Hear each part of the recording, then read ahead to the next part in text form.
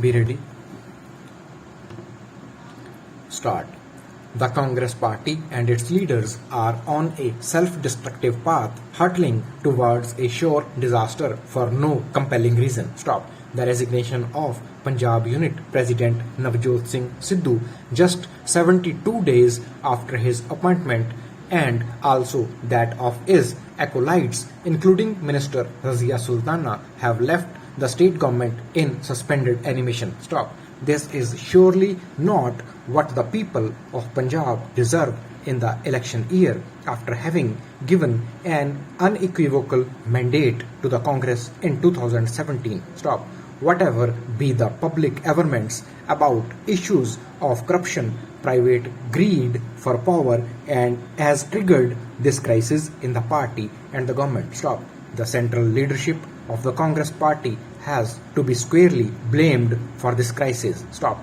Punjab is just one of the 3 states where the party has a government of its own. Stop. While letting the government drift for over 4 years with no checks or balances or an audit of all the election promises, action against the sacrilege accused, political patronage of drug rackets, illegal sand mining, liquor mafia, and others, the High Command brought in Sidhu as PCC president after months of ugly open infighting. Stop.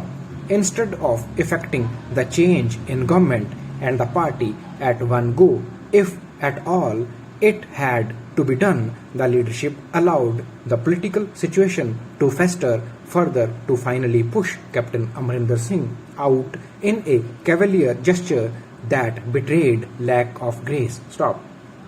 The High Command was publicly seen to be micromanaging the new Chief Minister Charanjit Singh Channi's elevation, choice of his cabinet with the inclusion of a tainted minister, and even the appointment of officers including that of the Advocate General, most of which have now become a bone of connection between Sidhu and Channi. Stop. Such micromanagement can only be counterproductive as it does not leave space for the High Command to remain an unbiased appellate authority. Stop. The jury is still out on Sidhu's resignation. Is it just another of his tantrums or a shrewd political move to fulfill his chief ministerial ambitions? ? This tangle is of the High Command's own making and it has to resolve it. Stop. With the nationwide launch of the Ayushman Bharat Digital Mission, India has rolled out an ambitious project to provide a digital health ID to every citizen. Stop. The ID will facilitate access to personal health records which can be linked and viewed with the help of a mobile application, especially by doctors anywhere in the country. Stop. These records will be digitally protected and the patient's consent will be mandatory for accessing them. Stop.